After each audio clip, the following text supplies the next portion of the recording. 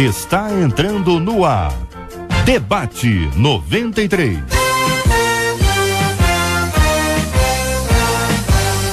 Realização 93 FM. Apresentação J.R. Vargas. Alô, meu irmão. Alô, minha irmã. Já chegou o tio J.R. Estamos de volta, começando aqui mais uma super edição do nosso Debate 93 de hoje, nessa quarta-feira, dia 26 de dezembro de 2013. Que a bênção do Senhor esteja aí sobre a sua vida, sobre a sua casa, sobre a sua família, sobre o seu trabalho. Que a bênção do Senhor esteja com você, onde quer que você vá, onde quer que você esteja. Receba o carinhoso abraço em nome de toda a nossa equipe que já está aqui a postos para te atender, para te receber, para te ouvir. Você liga, você fala com o Debate 93. Fale com o Debate 93. 2461-0093. E-mail debate@radio93.com.br. Facebook Rádio 93 FM. Site www.radio93.com.br. Diz aqui o nosso querido ouvinte: eu e a minha esposa caminhamos para lá dos opostos. Ela não tem sonhos, alvos e muito menos objetivos na vida. Eu não quero continuar assim, afinal eu a escolhi para viver ao meu lado e preciso do incentivo dela. Como mostrar à minha mulher que preciso dela para crescer na vida, hein? Como incentivar um cônjuge a viver uma vida extraordinária? O que um casal deve fazer na hora que percebe que seus alvos já não são mais os mesmos? O que fazer, minha gente? Na 93 FM. J.R. Vargas. E o Debate 93. No programa de hoje, o pastor Marco Ribeiro, da Assembleia de Deus do Ministério Kairos, na Tijuca. Muito bom dia, seja bem-vindo, meu irmão. O senhor destacou a frase: ela não tem sonhos, nem alvos e muito menos objetivos na vida. Que pensa o querido irmão sobre esse assunto? Bom dia, seja bem-vindo. Bom dia, JR, bom dia a todos. Bom, JR, aqui nos parece que é uma situação que vai além da situação conjugal, é uma situação que vai além do casamento. Eu penso, por esse meio, uma coisa muito forte, né? Ela não tem sonhos, alvos e muito menos objetivos. Me parece que há raízes muito sérias nessa situação que vão além do casamento, situações assim no próprio sentido de vida da pessoa, né? Essa pessoa, essa mulher, não sei se é uma jovem senhora, nós não temos aqui assim, pelo menos nessa linha mais informações, mas ela está sem um norte na sua vida, está sem um objetivo que eu penso que vai além da situação matrimonial em si, é uma situação de vida mesmo dela, né? Muito bem, o que pensa sobre esse assunto a missionária Cátia Regina, do Campo Missionário Atos dos Apóstolos, a nossa menina da mesa de hoje? Bom dia, bem-vinda. Muito bom dia, J.R. Vargas, a todos os nossos ouvintes, aos nossos amados irmãos e debatedores. Que o Senhor esteja falando conosco nessa manhã bendita. Eu penso, JR, que deve ser uma situação muito delicada para esse irmão, porque está vivendo uma crise. Ela não tem objetivos, não tem sonho. Isso se dá por quê? Quais os valores que essa pessoa possui? Como foi a sua criação?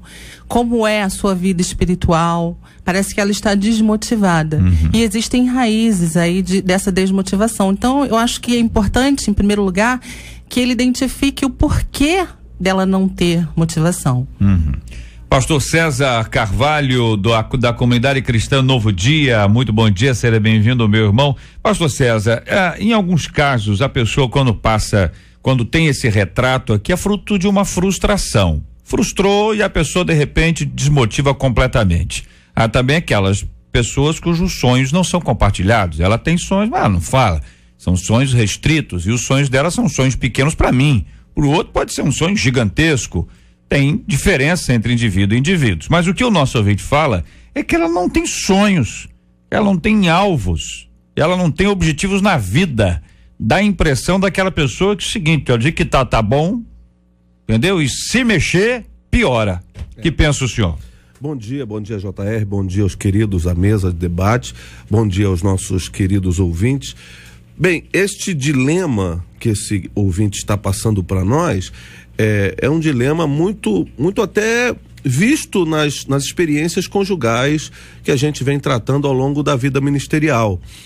Isso nasce de uma visão que a gente até precisa aqui usar para alertar os mais jovens, os que não estão casados, nós que vivemos envolvidos por uma sociedade romantizada, uma sociedade que vê o romance, o amor sob a ótica e a lente de Hollywood, essa sociedade que tudo se resolve com um beijo na boca, né? E a gente percebe que a gente fala muito no namoro e no noivado, eu te amo, e pergunta, você me ama? Essas questões todas estão sempre em voga, mas ninguém para perguntar qual é o seu objetivo de vida, porque de repente esse irmão está dizendo que a sua esposa não tem objetivos apenas porque ela não tem os objetivos que ele tem. Talvez ela tenha coisas mais simples para caminhar e olha muito mais, como eu acho que isso deve ser até uma coisa que a gente deve pensar, é porque a gente hoje está envolvido por uma onda de que a gente precisa ter alvos e objetivos constantes em relação a tudo na vida, e parece até uma pressão para que a gente tenha objetivo. Não, você tem que ter, eu sei que Paulo diz lá que a gente prossegue para o alvo, mas tem gente que está dominado pelo alvo, não está prosseguindo para o alvo, e nessa onda dessa pressão sociológica que a gente sofre em relação a ter objetivo, você tem que ter objetivos. Aí você chega na igreja, alguém diz assim, qual é a sua meta de crescimento, pastor, para esse ano de 2014? Qual é o seu objetivo? Quantas almas você quer ganhar? Parece que a gente é obrigado a fazer isso e a gente esquece que somos peregrinos.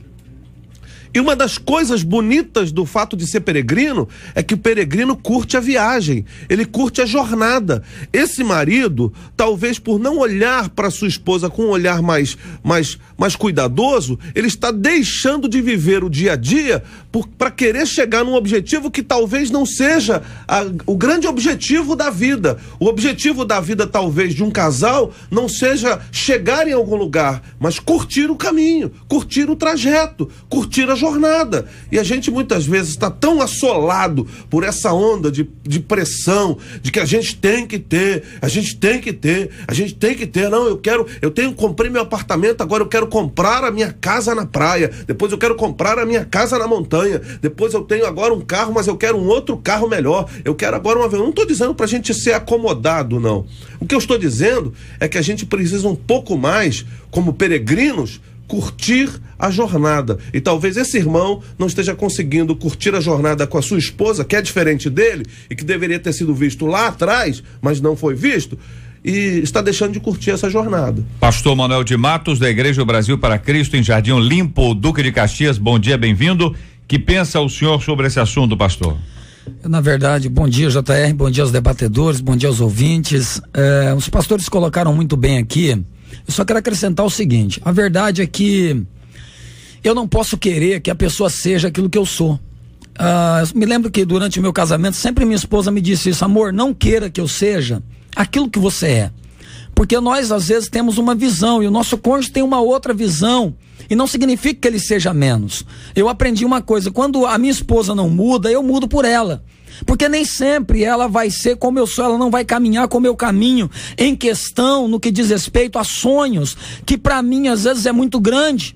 E para ela não significa tanto, que o que uma mulher sonha não é parecido com o que um homem sonha, necessariamente. Às vezes o cara tem um sonho de subir num cargo na empresa, e a mulher não tá ligando para isso. O sonho dela é ter o marido mais presente em casa. Então os sonhos são muito diferentes no que diz respeito a isso. Eu penso que, para esse início de palavra aqui, que ele deve entender o seguinte: o mais importante disso tudo aqui é o casamento dele. As demais coisas, como o pastor César disse muito bem, eles vão caminhando juntos e vão conquistando. Às vezes ela cresceu num lar onde ela não aprendeu a ter uma visão tão ampla.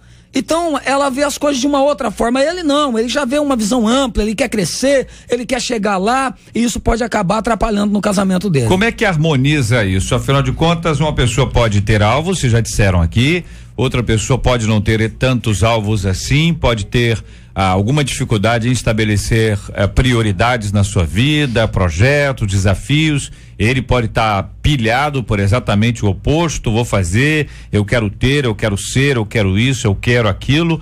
e eventualmente ela tá bem, ela tá alegre, na perspectiva dele ela tá estagnada, na perspectiva dela ele tá alucinado. Então você tem uma pessoa estagnada e outro alucinado, na opinião de um e na opinião do outro, e são marido e mulher, cônjuges. Como harmonizar isso, companheiros?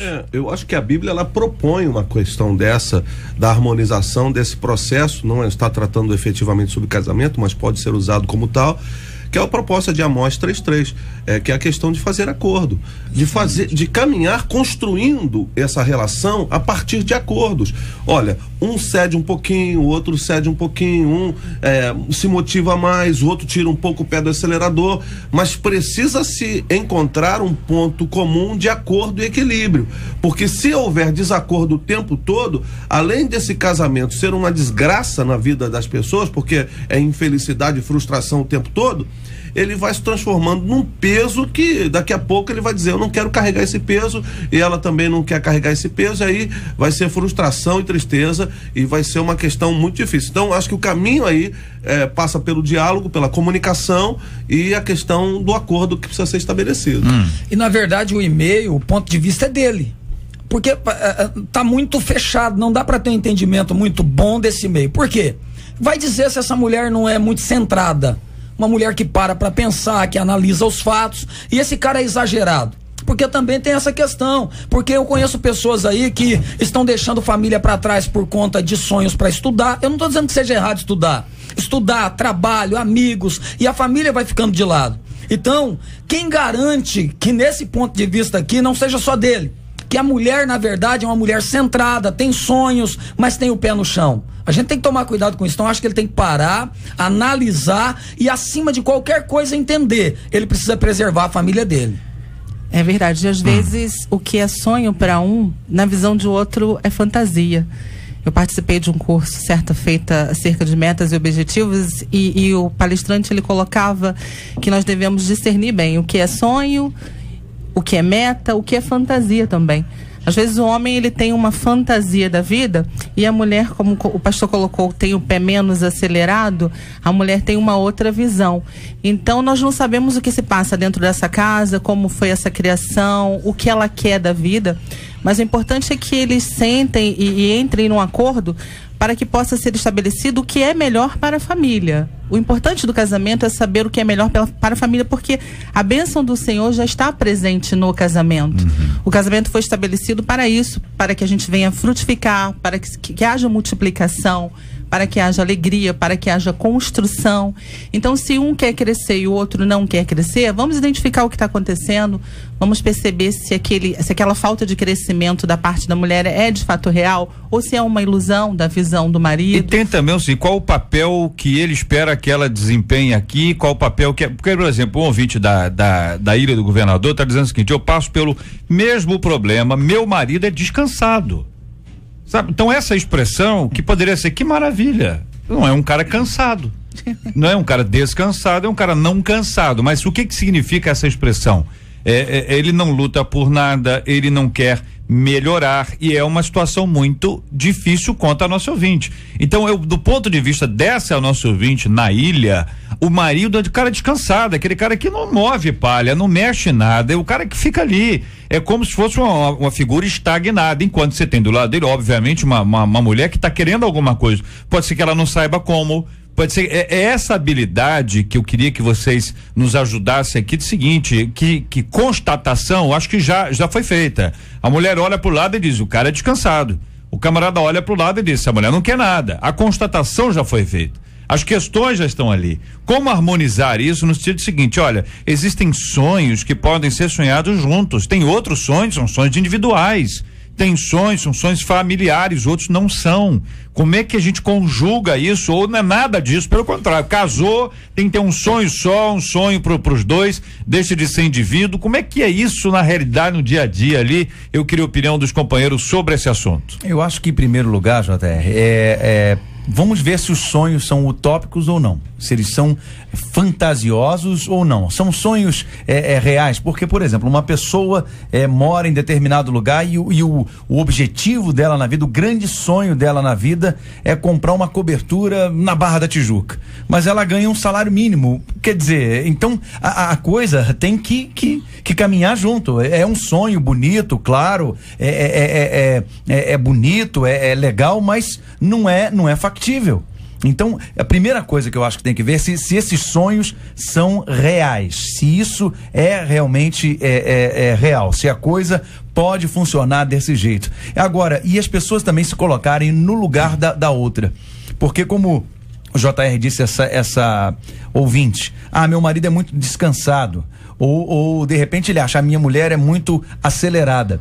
Quando nós nos colocamos no lugar da outra pessoa, nós tentamos pensar com a cabeça daquela pessoa, olhar com o olhar daquela pessoa, e aí a gente vai entender determinadas situações que você com o seu próprio olhar não conseguiria perceber. Eu acho que em primeiro lugar é saber se esses sonhos são realmente possíveis, são reais. Sonhar é muito bom, mas como o pastor César disse muito bem, nós estamos sendo pressionados pela sociedade, pela mídia, por resultados. Você precisa ter resultados e precisa mostrá-los. Você não precisa só ter os resultados, você precisa mostrar esses resultados para outras pessoas, e a coisa está distorcida, e muitas vezes as pessoas, eu acho que é preciso haver esse equilíbrio, viu, JR? Então, respondendo a sua pergunta, acho que em primeiro lugar, ver se os sonhos são reais e haver este equilíbrio, temperança, que é o que a Bíblia nos ensina, né? E a comunicação, eu comecei falando exatamente sobre esse processo. Bem, esse homem tem a capacidade de fazer uma leitura de sua esposa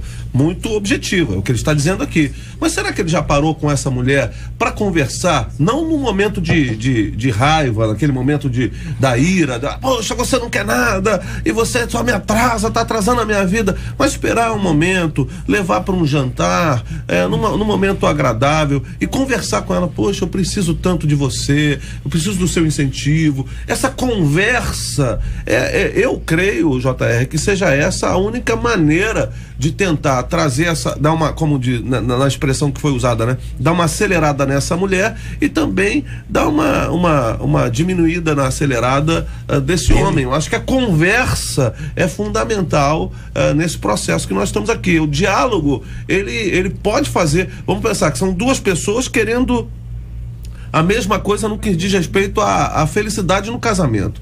Ambos querem isso. Acho que ninguém se casa para ser infeliz. Mas como é que a gente chega nisso? Então, essa conversa, esse diálogo, ele pode ser o elemento fundamental nesse processo. Mas se há alguma dificuldade maior, eu não tenho nenhuma vergonha de indicar conselheiros, terapeutas, que vão ajudar nesse processo para que haja... Que é alguém que veio de fora, né, pastor? Exatamente. Alguém que está olhando de fora ali, que pode dar uma ajuda nesse processo. É o que eu penso. Muito bem, quero agradecer a participação dos companheiros até aqui, pensando juntos. Vamos à nossa pesquisa 93 de hoje, o resultado parcial, mas ele vai nos ajudar a elucidar um pouco esse ponto. Pesquisa 93. Você conhece um casal em que um dos cônjuges influenciou o outro a sonhar mais alto? Você conhece? Sim ou não? Participação dos nossos ouvintes até agora aqui pela internet, dando o resultado seguinte, olha, 83% dele dizendo, olha, eu conheço sim. Marcela Bastos, bom dia. Bom dia, JR, bom dia aos nossos ouvintes, aos nossos queridos debatedores. Por telefone, 60% deles também dizem que conhecem. Muito bem, quero agradecer a participação dos nossos ouvintes até aqui, quero agradecer você que está aqui no Face comigo, você que está aqui no Twitter também, muito obrigado. Aliás, pastor Marco, eu queria a sua ajuda aqui, que um dos nossos ouvintes, mais precisamente que o Flávio Rufino, dizendo que admira muito o senhor, o seu trabalho, e aí vendo a foto, porque hoje nós temos aqui a foto no Facebook, nós temos aqui a foto do pastor César Carvalho, da missionária Cátia Regina, do pastor Manuel de Matos, do pastor Marco Ribeiro e eu. Tá certo? Eu sou o que está em pé, tá certo? Aí a pergunta dele, a pergunta dele é o seguinte: qual desses é o pastor Marco Ribeiro? Eu queria que o senhor mesmo fizesse a apresentação. Qual desses aqui é o senhor? É o que está atrás do JR. Atrás de mim? Não. Atrás de mim é um banner. Atrás de mim é um banner. Não. Tá atrás de mim é um banner, olha lá, 93 FM é um banner. É esse que está à frente, com a camisa listrada, assim. Listrada, sim. Eu tô quietinho aqui. O senhor não vai falar também não, pastor Sérgio. Esse que tem mais cabelo, está à frente. Nós temos aqui à esquerda, da foto com óculos novo é o pastor César. À direita, então, tá aqui o pastor Marco. Logo na sequência, a missionária Kátia. Eu estou em pé atrás e assim, ao fundo. Levantou pra ver? De lá não tava vendo, não? Olha bem, rapaz. O pastor Manuel de Matos tá aqui ao fundo. Então, essa é a turma. Você vê pela hora ali, o ouvinte pode acompanhar. A foto foi feita aqui minutos antes. De quem seja a Kátia, né? Com certeza. A Kátia tá mais tranquila. A missionária, a pessoa mais bonita da foto sou eu. E mais humilde também. Bom, então vamos ficar por aí. Quero agradecer a participação dos nossos ouvintes. Aliás, aqui dizendo o seguinte, a Vivaldene da Vila São João, dizendo: JR, eu quero ouvir a música que você fez pra Ariane cantar. Como é que é o resto aqui? Depois tem que ler, tem muita coisa, você escreve muita coisa. Então tá aí pra você. O que o futuro me espera, mas sei em quem espero, em quem confio e descanso. Não sei o que vai acontecer, mas sei quem sabe que tudo sabe e tudo pode fazer e tudo pode fazer. Larará, lararararararararara, e tudo pode fazer. De domingo a sexta, às 11 da manhã. Debate 93. Na 93 FM. Na 93 FM. Ô, missionária Kátia, a querida irmã destacou a frase: não quero continuar assim. A história é essa, querido e amado ouvinte acompanhando a gente. Um casal onde ele acha que a mulher é descansada, ele acha que a mulher não tem sonho, não tem alvo, não tem objetivo, e ele parece que tem exatamente isso tudo, e diz: eu não quero continuar assim, afinal eu a escolhi para viver ao meu lado e preciso do incentivo dela. Neste ponto, o nosso ouvinte, questionado ou não pelos seus objetivos aqui, ele faz uma revelação que é bombástica. A revelação é: eu preciso do incentivo dela.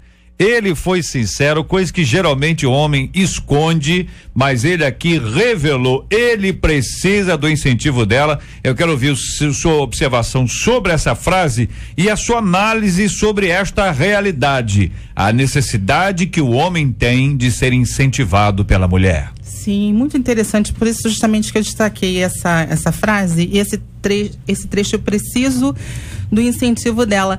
Eu percebo nos homens, JR, não somente na minha casa, mas nos homens em geral, que muitas vezes tudo que o homem precisa é apenas do apoio da esposa. Essa coisa bonita que Deus nos coloca e nos dá esse privilégio de sermos auxiliadoras, quando ele coloca assim: eu preciso do incentivo dela, talvez ele não precise que ela vá fazer também uma faculdade ou ela vá ter um emprego melhor, ele precisa apenas que ela o apoie. E isso é uma coisa muito bonita de ser externada. Aí ele coloca antes disso: eu a escolhi para viver. Quando nós escolhemos alguém, nós temos que amar essa pessoa da forma que ela é, ou aprendê-la a amar da forma que ela é. Então, que as mulheres nessa manhã possam entender que nascemos sim para ser auxiliadoras dos nossos amados, que possamos incentivá-los. É tão bom quando a gente vê dentro de um casamento um homem feliz, sabe? Eu estava lendo certa feita que a mulher precisa de muitas coisas para ser feliz. Eu não vejo dessa forma. Mas eu não é? Não, a mulher é tranquila, JR. Tudo o demais os companheiros estão de acordo aí. É utopia, a mulher é tranquila. Mas eu não vejo nos homens. Eu sou casada já há quase 25 anos. Eu acho que os homens não precisam de tanta coisa para ser feliz, não. Quando a família está feliz, eles estão felizes. Quando a esposa está bem, eles estão bem. Eles querem tudo para prosperar, e eles querem muito mais para nós do que para si. Um homem quer muito mais para a família, sabe? Isso é muito bonito. Então, que a irmã possa aproveitar essa oportunidade e incentivar o seu esposo, percebendo que ele é um homem que quer crescer, Tantos homens não querem isso, tem gente que não quer isso, tem gente que não quer nada, mas ele quer crescer. Então vamos aproveitar essa oportunidade, pelo menos incentivá-lo. Tudo bem, e aí? Eu acho o seguinte, nesse aspecto aqui, a gente não sabe se a gente está falando com a mulher também, porque essa palavra que a Kátia deu foi muito, muito própria para as mulheres. Mas vamos entender que eu não tenho como falar com essa mulher aqui, a questão desse homem, desse marido. Bem, eu creio no seguinte, meu irmão, eu creio que você colhe tudo que você planta.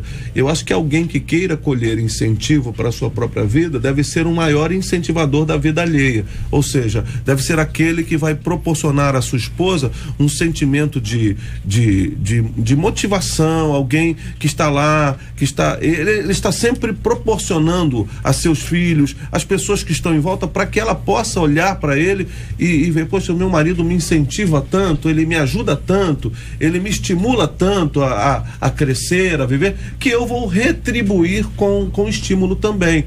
Eu acho que a Bíblia tem essa questão da lei da semeadura, que a gente precisa usá-la de maneira mais objetiva na vida, e nesse aspecto eu acho que não há como fazer diferente. Se você quer receber incentivo de sua mulher, seja maior incentivador de sua esposa. E quando a gente lê o seu e-mail aqui, você tem sido, com todo o respeito que a gente possa ter a você, mas você tem sido um crítico à sua esposa, um crítico até quanto mais as coisas que você coloca aqui, como se ela não tivesse objetivo, não tem sonhos, não tem nada, não tem isso, não quer nada, e papapá, me mostram de alguma maneira que você não é um incentivador de sua esposa. E tudo que a gente quer colher na vida, a gente tem que semear primeiro. Não há colheita sem semeadura. E às vezes eu fico esperando que a pessoa reaja à minha altura. Por exemplo, eu vou contar uma experiência que é pessoal, mas pode ajudar. No início do meu casamento, a minha esposa é muito esquecida. Então, naquela época que se alugava DVD, aquele negócio todo, que se pagava, se não devolvesse, pagava lá multa. E eu me lembro que eu sempre saía de casa e ficava esperando assim, ela vai devolver o DVD na hora. E ela não devolvia, então sempre eu pagava multa. E eu descobri que aquilo ali começou a trazer um desgaste. É por conta do esquecimento da minha esposa em diversas áreas. Então começou a gerar briga. Vê bem, uma coisa tão boba, simples, mas acontece muito. Eu queria que ela fosse igual a mim. Ou seja, porque eu não esqueceria, eu achei que ela não deveria esquecer. Chegou um determinado momento que eu descobri o seguinte, quer saber? Se ela não muda, eu vou mudar por ela. Então o que eu fazia? Eu ia pro trabalho. Esquecia também. Não, eu ia pro trabalho, dava a hora de entregar o DVD, eu ligava pra ela, dizia, amor, entrega pra mim o DVD agora. Ou seja, eu evitei uma série de problemas. Então, moço, escuta, senta com a tua esposa, compartilha com ela os teus sonhos, porque às vezes, por ele ser muito agitado e sonhar e querer, ele nem compartilha, mas ele acha que ela é obrigada a saber. Porque o homem também tem muito dessa questão. Eu, por exemplo, eu tinha um problema sério que se eu ver um cara carregando um saco de 50 quilos fazendo força, pra mim quem tá do lado, o que tá carregando não precisa pedir ajuda, o cara tem que ajudar. Só que nem todo mundo é assim. Tem gente que vai ver você catando um saco de 50 quilos e ele vai ficar de braço cruzado, porque ele não tem reação. Então, não tem iniciativa. Ou seja, o que eu tenho que fazer? Ajudar essa pessoa a ter iniciativa. Então senta com a tua esposa. E uma parte muito importante dentro disso tudo, a parte espiritual. João 8:32, que é um versículo simples, mas muito conhecido. Conhecereis a verdade, e a verdade vos libertará. Querido, se você sentar com a tua esposa, orar com ela, mostrar para ela a luz da palavra, que Deus é um Deus que nos promove sonhos lindos, que Deus é um Deus que nos incentiva. Eu conheço pessoas que eram derrotadas e quando começaram a ler a Bíblia, se tornaram vencedoras. Não existe um livro, a Bíblia Sagrada, e o Deus que nós servimos é um Deus incentivador. É isso que nós precisamos entender. Aqui o ouvinte dizendo, o esposo tem que entender que a mulher também é mãe e é dona de casa. Eu sei que não impede ter uma profissão, mas para as mulheres tudo é mais difícil, conta ela. Outra ouvinte dizendo, meu namorado teve uma infância difícil, não foi estimulado pelos pais e hoje é totalmente acomodado, é o famoso descansado também. Estou tentando, conversando, mas também observando. Do contrário, será melhor parar por aqui para não ter problemas futuros. É verdade, não é? Se ela tem um pique e o camarada é um camarada, né, paradão, o paradão das igrejas, lembra? Vai pensar no cara que o cara quer uma casinha branca de varanda, um quintal na janela para ver o sol nascer. Ela quer uma cobertura. Não é de sapê, não era não? De sapê? Pode ser também. Não, essa aí que o senhor está descrevendo aí, eu acho que é de sapê, quem sabe é o Marco Ribeiro. Essa já é outra. É outra? A de sapê já é outra. É outra? Então essa aí é qual? Uma casinha branca, essa é uma janela para ver o sol nascer. Sol nascer. Sapê é qual, Marco Ribeiro? Eu não faço ideia. Aí, a moça, ela quer uma cobertura na beira da praia. Ambos querem coisas diferentes. Os sonhos não estão equivocados, gente. Alguém quer uma vida mais simples, o outro quer mais glamour na vida. Não é problema. Agora, eu vou casar e depois a gente vai ficar discutindo para morar no meio do caminho. Sabe que o que acontece também, pastor, nessa questão de preciso de incentivo, talvez esse incentivo seja ou da parte dele ou da parte dela. A pessoa tem um sonho e aí a pessoa já diz para outra: isso não vai dar certo, você não presta para nada, você não serve para nada, você é um cara assim, você é um tal, e a pessoa só ouve isto, não é? Então a gente precisa entender, e eu costumo dizer isso, as pessoas como árvores, né? Você pega uma árvore, ela começa pequenininha, aí depois transforma-se num carvalho enorme, só que é a mesma árvore. É a mesma árvore, então as pessoas são as mesmas. A gente pensa que a pessoa na infância é uma, na adolescência é outra e o adulto é outra. Não, é a mesma pessoa cheia de lixo dentro, cheia de problema, cheia de situações. E aqui estava falando a nossa ouvinte, foi criado de uma forma como mimado talvez e coisas desse tipo assim, então não vai ter iniciativa quando for adulto. Agora, por outro lado, as pessoas, ao invés de incentivarem no sentido, não vai lá, faz isso e tal, olha, pode dar certo, vamos tentar isso junto, esse sonho é realista, vamos tentar juntos, vamos trabalhar em cima disso aí, e não enterrar o sonho das pessoas, né? Isso nunca vai prestar, você não presta pra nada e tal, esse tipo de palavra que não leva a lugar. O mundo corporativo criou uma expressão interessante que é o brainstorming, é uma tempestade de ideias onde ninguém tem a conclusão. Ninguém fecha, ninguém cobra, ou ninguém ridiculariza o outro, né? Aquele negócio de ideia, todo mundo na igreja tem isso. Vamos fazer o quê? Vamos fazer isso, você tá maluco, rapaz, é ridículo, tal, quebra o camarada. Esse camarada não dá mais ideia, ele fica receoso de ser exposto ali. Então esse brainstorming, ele ajuda exatamente nisso, ou seja, cada um pode falar o que quiser, a ideia pode ser a mais louca possível, não tenha medo de ser ridículo, e aí no final tem uma conclusão, lá no final. Dentro de casa, às vezes a pessoa dá uma ideia e o outro chega e diz: tá maluca, moleque, tá achando que eu sou o quê e tal? Ou o oposto, não é isso? A pessoa chega uma hora em que ela não dá mais ideia. Por quê? Porque se no trabalho é assim, igreja também tem isso. A pessoa dá uma ideia, o outro vai lá, serra. Uma ideia, o camarada vai lá e fecha. Outra ideia, o camarada vai lá, contraria. A pessoa não dá mais ideia.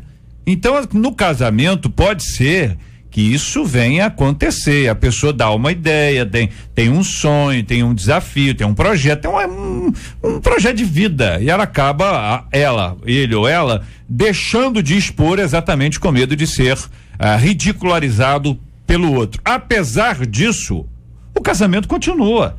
A pessoa não pode ficar restrita a não dizer nada. Se ela não disser nada, pode ser que ela fique ali, seja uma viúva de esposo vivo, ele viúvo de mulher viva, enfim.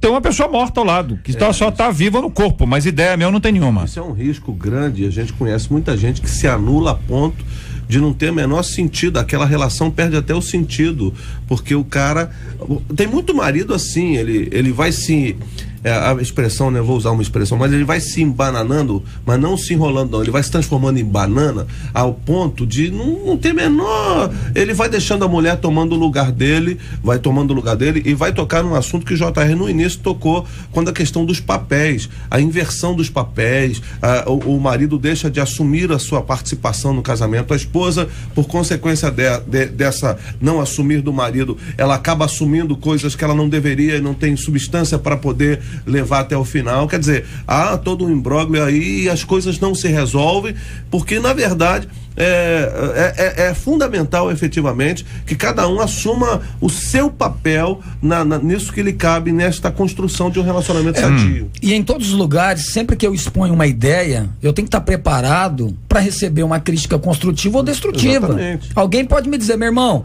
vai dar certo sim, vai ser legal, mas tu vai ter que ralar muito e tal. Ou alguém pode dizer, você é louco, isso não vai dar certo. Mas a maioria dos loucos que tiveram grandes ideias foi o que está aí hoje.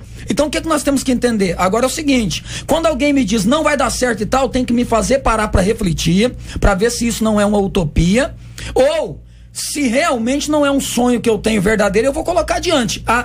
O que eu quero dizer é o seguinte, não importa o que alguém me diz, importa o que eu quero. Lembra de Davi? Por isso que eu falei que a Bíblia é incentivadora. Davi chegou no meio daquela guerra de Saul lá com os filisteus, o gigante gritando, chamando homens pra guerra.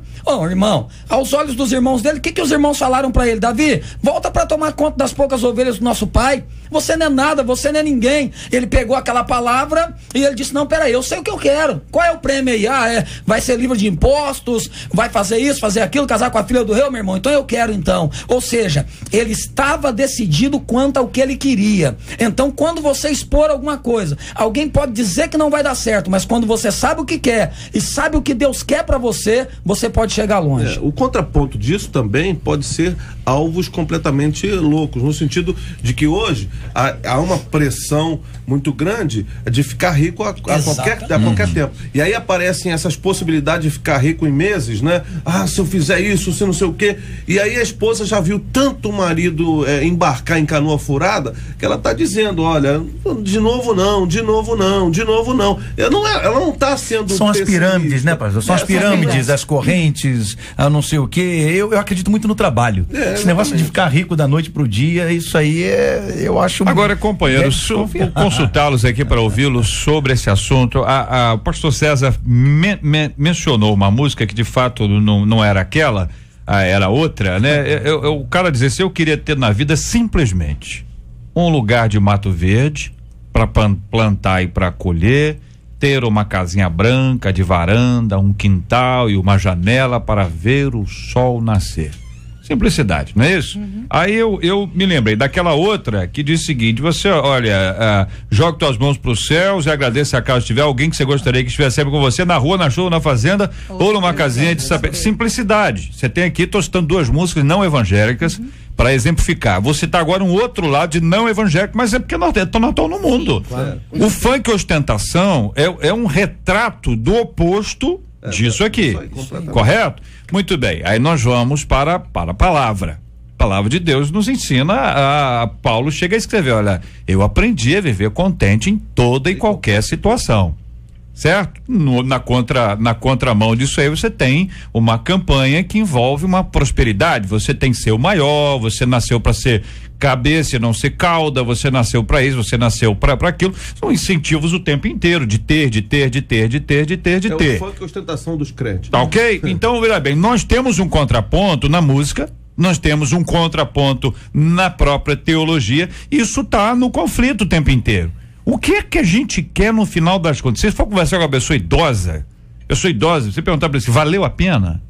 Valeu a pena? O camarada que ganhou na Mega Sena, na lota, não sei o que foi lá, foi assaltado, lá foi sequestrado e disse, olha, dinheiro não traz felicidade. É o posicionamento de um cara que ficou rico da noite para o dia, dizer assim, dinheiro não traz felicidade. Então, você tem uma busca ao longo de toda uma vida onde a família é detonada, onde a saúde é detonada, onde a igreja é detonada, porque o cara tá lá, tá na boa, de repente agora tem casa na praia, tem casa na montanha, ele tem que ir, ele tem que viajar para a Europa, ele tem que ir para os Estados Unidos, ele tem que ir para não sei, agora ele tá com dinheiro, ele tem que ir. Ele acabou virando um escravo desse processo inteiro. Ele trabalha o tempo todo para ter. Como é que convive com isso, gente? Porque essa é a realidade da vida. Tá todo mundo mergulhado nisso. Se por um lado a gente diz, não, eu quero ter a simplicidade, mas o videogame mais novo é o videogame que o filho quer. O carro é aquele carro que o outro quer. O outro é um negócio que o outro quer. Como é que faz? Porque a palavra é muito clara quando ela diz assim: o dinheiro não é o problema, mas o amor. o amor ao dinheiro, né? A paixão excessiva pelo dinheiro, eu preciso conquistar, eu preciso ter. Então, é preciso ter equilíbrio nisso. A palavra diz que você é digno do seu salário, que você gaste o seu salário com o que você ganhou honestamente, gaste, faça bom proveito do seu salário. Agora, vendo uma coisa sem se esquecer da outra, quer dizer, é preciso ter em nossa vida o equilíbrio. Então não é a questão do dinheiro em si, ou ter ou não ter. Prosperidade bíblica é ausência de necessidade. Não é você ter 3 carros, você ter casa de praia, de campo e prosperidade bíblica. E se sentir satisfeito. Isso também é prosperidade bíblica. E você já citou, JR, o texto de Paulo, quando ele fala: aprendi o segredo de viver contente em toda e em qualquer situação. Eu sei passar necessidade, sei ter em abundância. E aí ele diz o segredo dele. Qual é o segredo? Posso todas as coisas naquele que me fortalece. Ou seja, a sustentação da vida equilibrada de Paulo está presa a um relacionamento profundo com Jesus. Mas pensem bem, meus irmãos, o relacionamento profundo num tempo de superficialidade é das coisas mais difíceis, porque para aprofundar relacionamento é preciso investir tempo. Mas como ter tempo numa geração e numa correria que a gente vive hoje, atrás de coisas que supostamente vão nos trazer felicidade? E aí, quando a gente chega lá na frente, a gente descobre que aquilo que a gente queria tanto e que a gente pensava que nos daria felicidade, nos trouxe só dor de cabeça, e a gente chegou lá e não tem felicidade. E é o que o velho Salomão diz lá no final.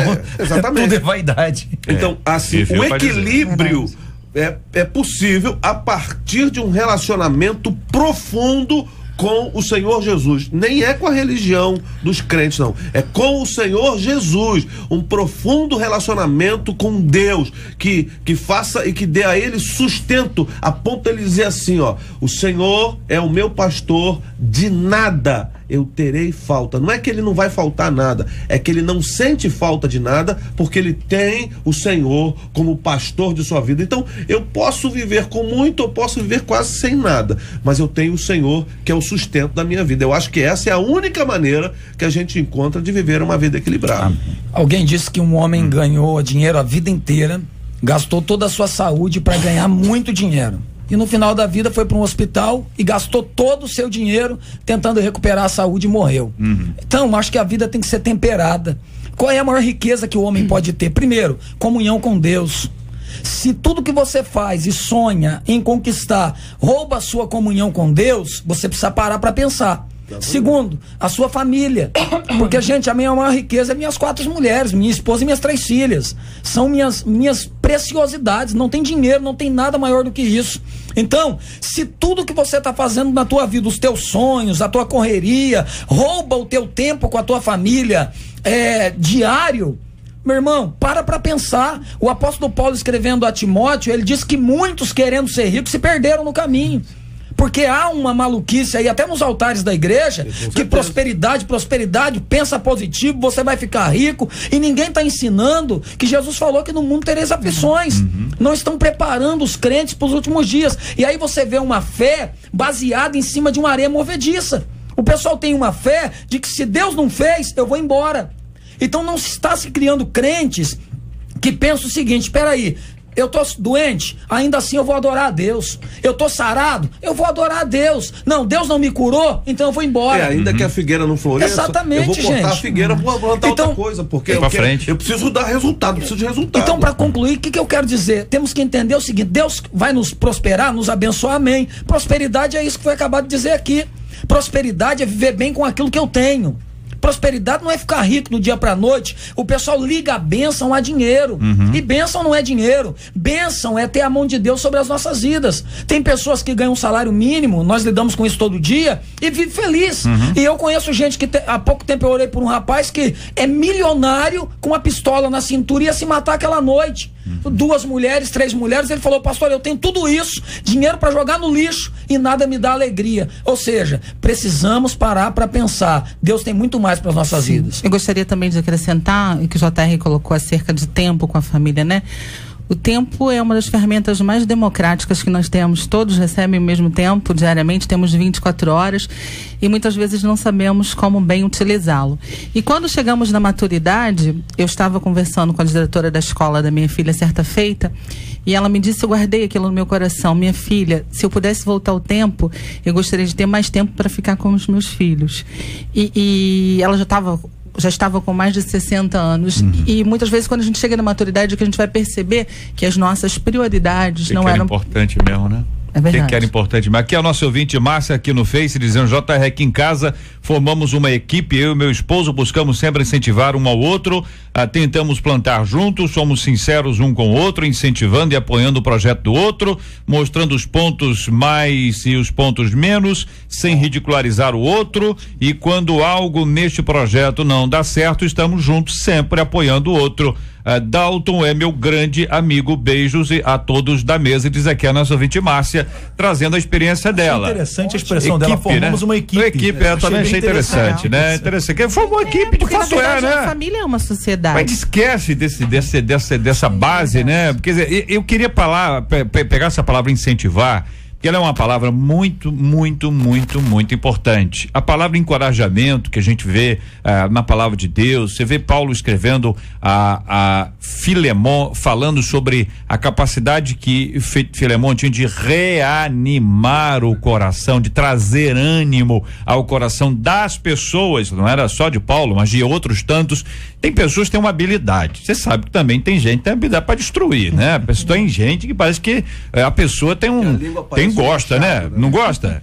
Tem gente que parece que gosta, né? Agora, tem vários motivos para isso, não é o nosso caso aqui, não vamos entrar nesse ponto, mas qual a importância desse encorajamento? Tá certo? Sincero, entendeu? Não é aquela coisa, a pessoa tá, né? Mentira, é fato, palavra de encorajamento, não é blá blá blá.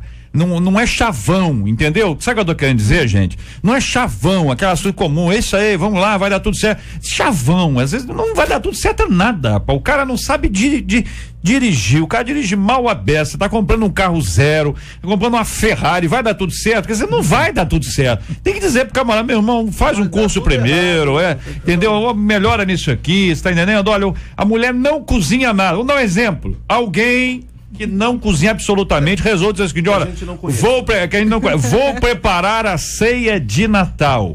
Você tá entendendo? Olha o risco, né, que as pessoas correm. Você diz, vai dar tudo certo? Será que vai dar tudo certo? A chance de dar errado é grande. Como de discernir para você trazer uma palavra que seja de fato uma palavra verdadeira, que vai encorajar, que vai levantar a pessoa, mas assim, com fundamentos, não com mentira, ou com clichê, ou com blá blá blá. Disso tudo nós estamos, sabe, enjoado. Eu acho que tem que ser sincero, né? Como aquele comercial lá. Eu posso ser sincero com você? Posso falar? E ser sincero não significa ser grosseiro. Exatamente. Ser sincero não significa ser sem educação. Ser sincero não significa ser uma pessoa, não, eu falo mesmo, o que eu tenho que falar eu falo na cara, eu sou uma pessoa muito sincera.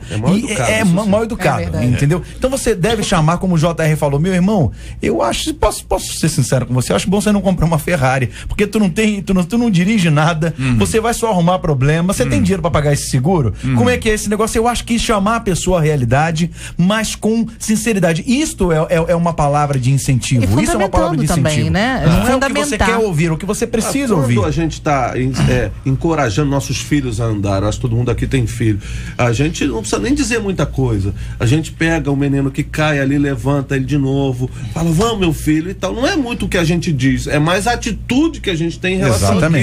Só que sendo honesto, muitas vezes sendo realista, a sinceridade precisa ser banhada na sabedoria, porque você falar as coisas muitas vezes o tempo todo diretamente não é sincero, mas não é sábio o tempo todo. Você precisa banhar a sua sinceridade com sabedoria para que você alcance o objetivo. Então esta questão é fundamental, saber o que fazer, como fazer, a hora de falar, e algumas vezes não precisa nem falar nada. Um ato, uma atitude vai ser encorajadora para o outro de maneira bem efetiva. O evangelho é o evangelho do confronto. Confronto com amor. Observe que Jesus, quando quis confrontar Pedro, ele criou todo um cenário Pedro o havia negado 3 vezes, Jesus preparou aquele fogo lá em Tiberíades e tal, conversou com ele e levou-o ao entendimento de que ele estava errado. O problema é que às vezes nós queremos confrontar com a crítica. Olha, você está errado, não vai dar certo e tal. E a melhor maneira de se ensinar é mostrando para a pessoa, fazendo com que ela mesma chegue à sua conclusão. Às vezes chega alguém no gabinete, nós como pastores sabemos disso, eu deixo a pessoa contar, diz, pastor, eu vou fazer isso e isso. E ela diz, pastor, o que o senhor acha?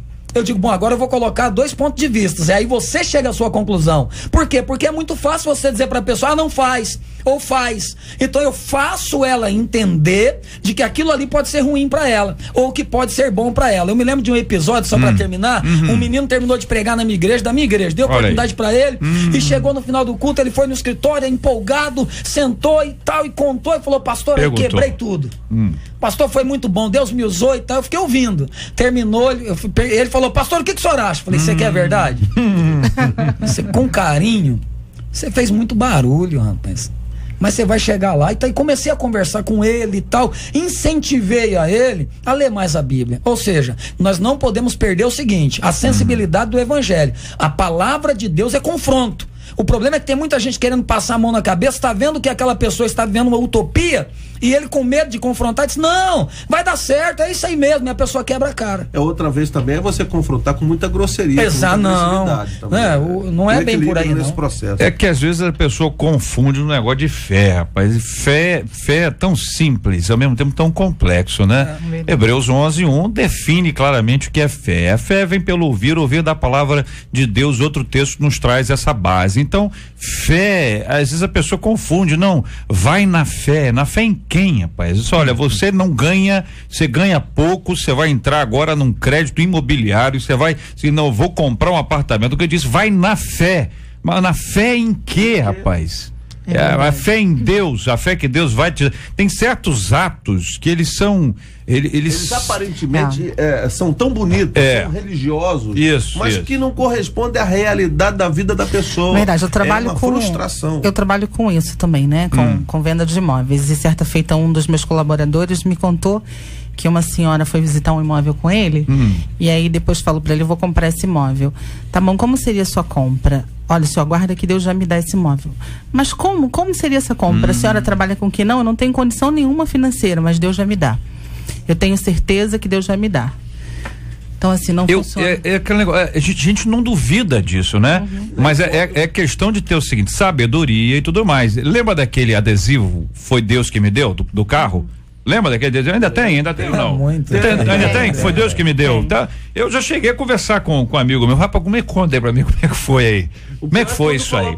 Entendeu? De 147. É porque é adesivo antigo, Então, existe o ato de fé que a gente vai dizer o seguinte, olha, a terra é fértil, os inimigos são fortes, mas a terra é fértil, é promessa de Deus, vamos adiante, sabe, é fé em quê? Fé em Deus, fé numa promessa do Senhor, numa palavra de, agora não num desejo, num desejo pessoal. Olha, Pedro andou sobre as águas, o único cara que a gente sabe que andou sobre as águas, mas ele tinha uma palavra, Jesus disse, vem. E aí tinha uma palavra, ele foi. Agora vem o besta aqui, querer andar também sobre as águas, porque eu tenho uma palavra. Aí nós vamos falar, levantar no barco, ele foi.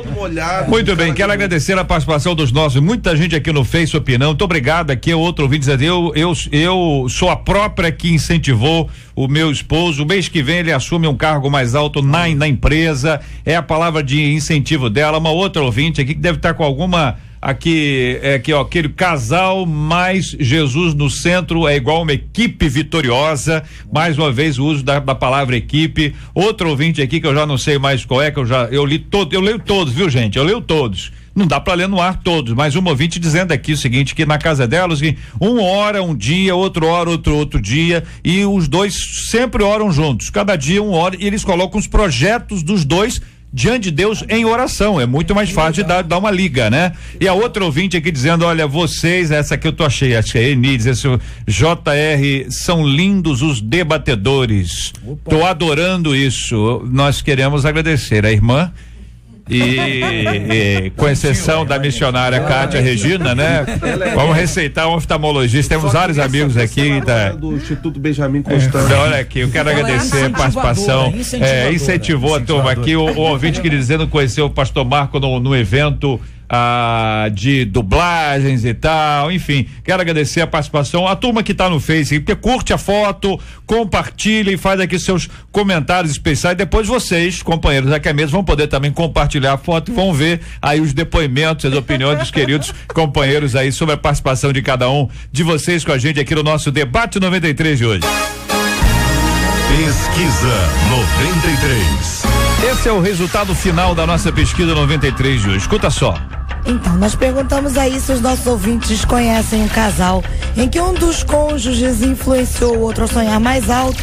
Foi pra lá, foi pra cá a pesquisa e termina com 60% dos nossos ouvintes afirmando que conhecem sim. Muito obrigado aos nossos ouvintes. Estou tentando atualizar a nossa pesquisa, que atualizamos 84% ainda dizendo que sim, conhece um casal que um dos cônjuges influenciou o outro a sonhar mais alto. Está provado o quanto é importante que haja esse encorajamento, a participação do esposo, da esposa e dos filhos. Os filhos podem ser fundamentais num processo de transformação e de mudança como esse aí. Muito obrigado aos nossos ouvintes.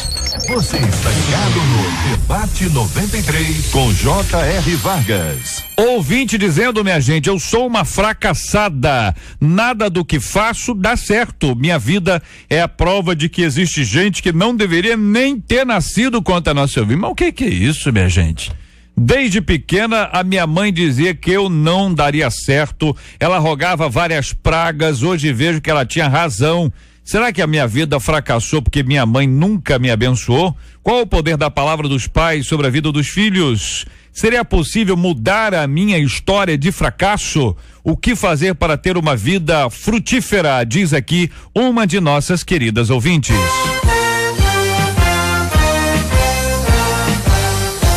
Esses e outros assuntos estarão amanhã, se Deus quiser, a partir das 11 horas da manhã, em mais uma super edição do nosso Debate 93. Pastor César, obrigado, um grande abraço, Deus abençoe sempre. Eu queria só, JR, se você me permite, mandar um abraço pro pessoal da igreja, onde nós tivemos nosso musical de Natal, e mandar um abraço carinhoso para os irmãos que se esforçaram, tanto no coral, quanto no teatro e a dança. Muito obrigado, Deus os recompense. Maravilha, muito obrigado também, missionária Cátia Regina, Deus abençoe sempre. Muito obrigada pela oportunidade. Eu gostaria de convidar o povo de Deus para no dia 31 de dezembro estar conosco no nosso culto da virada, que vai começar às 10 da noite. Todo o povo será muito bem-vindo. Nosso site é www.campomissionario.com.br. Pastor Manuel de Matos, obrigado, querido, um forte abraço. Eu que agradeço, sempre um privilégio muito grande estar aqui com vocês, eu aprendo muito.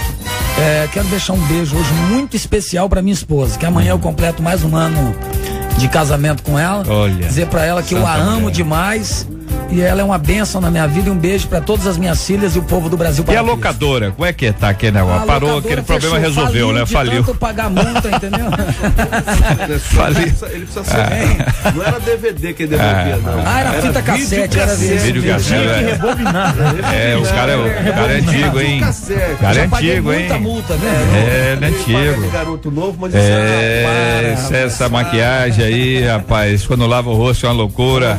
Marco Ribeiro, pastor Marco Ribeiro, obrigado, meu irmãozão. Obrigado, JR, um abraço para todos os ouvintes da 93 FM, um 2014 abençoado para todos os ouvintes, toda a equipe 93 da rádio, MK, todo mundo, um 2014 brilhante. Quem mais está mandando feliz ano novo aí pro pessoal? Demais, vai ser um ano novo demais para todo mundo. Quem que é esse aí? Alguém me segure, eu sou um Máscara. Esse é o Máscara. E vai lá, quem mais? Wilson, eu queria desejar um bom ano novo pra você, Wilson, e que a gente saia dessa ilha, pelo amor de Deus. Quem mais? Tá com casaco? Bota casaco, tia, casaco, porque 2014 faz frio, faz calor, bota casaco, tia, casaco, é assim mesmo que acontece. Cara, até aqui. Quem mais? Jenny, em 2014 você pensa que vai ter meu cartão de crédito? Não? Quem mais? Jarvis, eu quero desejar a você um 2014 muito bonito e que você faça uma armadura mais bonitinha pra mim também. Um abraço. Quem mais? Eu sou o Homem de Ferro. O negócio é ficar assim, quem mais? Quem mais? Ah, JR, aí acabou. Aquele outro, rapaz, aquele outro que eu implico com você sabe quem é. Ah, Priscila, meu amor. Você pensa que é outro, mas é o Castilho. Isso aí pra mim Priscila, eu te amo tanto. Aquele cara que foi estilista, isso aí é a voz daquele cara que foi estilista. Foi político, lá de São Paulo. Esse é outro, JR. Não é este. Não é este. Muito bem. Quero dizer aos nossos ouvintes que Marco Ribeiro já gravou algumas vinhetas novas aqui para o nosso debate 93. Vão estrear agora em 2014. E esse mágico aí que consegue colocar vozes tão diferentes, né? Tão impressionante nessas dublagens que ele faz. Sensacional. Tá de parabéns, como sempre, pastor Marco Ribeiro. Muito obrigado pela ajuda e pela participação. Quero dizer aos nossos amados ouvintes que é sempre tão importante quando a gente entende o que é Natal, né? Eu cansei de ver no Face e texto, o verdadeiro sentido do Natal. Eu já não aguento mais essa frase. O verdadeiro sentido do Natal é uma frase que já tá. Mas foi feita uma pesquisa em São Paulo, a fonte é o Jornal Hoje, da Rede Globo, que disse o seguinte: 64% dos entrevistados estava dizendo que Natal é uma festa para reunir a família. 64%. 17% dizendo que era uma celebração religiosa. 9% dizendo que era uma data comercial. Então você tem 64% das pessoas dizendo que Natal é uma festa para reunir a família. Não resta dúvida que pode acontecer. 9% dizem que é uma data comercial e 17% apenas lembrando que é uma celebração religiosa. O sentido, a razão, o motivo, Natal. Tantas vezes a pessoa falou em Papai Noel e esqueceu do Papai do Céu. É tempo ainda de reverter essa história, pelo menos para a sua própria vida, para você projetar isso para os seus filhos, para os seus netos, sobrinhos, afilhados, para gente do seu relacionamento que precisa rever um pouco esses dados que são alarmantes, são dados impressionantes que mostram que na verdade nós estamos cada vez mais numa sociedade secularizada que não entende mais nada do que se refere a cristianismo, está mergulhada, seja no consumismo ou em outros motivos, mesmo que sejam motivos muito especiais, tão longe da realidade proposta pela palavra do nosso Deus e Pai. Nós vamos orar juntos, pedir a nossa menina da mesa para orar conosco, vamos orar aqui apresentando os nossos motivos, o tema de hoje, assim como nós vamos orar pelos enfermos, pelos enlutados, apresentando sempre diante de Deus em oração o coração dos nossos amados ouvintes. Vamos orar juntos? Senhor nosso Deus e Pai, nós te louvamos por esse momento bendito e em nome de Jesus Cristo, Senhor, colocamos as nossas vidas diante de Ti, colocamos, Senhor, os enlutados, Senhor, os doentes, Senhor, os enfermos, Senhor, queremos colocar também o texto que foi dito no dia de hoje, Senhor, que o Senhor venha entrar, Senhor, em cada lar nesse momento, que a Tua presença seja única em nossos lares, Senhor, e que possamos todos, ó Deus, sonhar os Teus sonhos, com o Senhor, ó Deus, na direção, Senhor, tudo é perfeito, tudo é lícito e tudo é bendito, Senhor. Toma cada lar em Tuas mãos, cada família representada e nos abençoa, Senhor. Ensina-nos a andar segundo o Teu propósito. Essa é a oração que nós fazemos já gratos a Ti, em nome de Jesus. Amém. Que Deus te abençoe. Você acabou de ouvir Debate 93.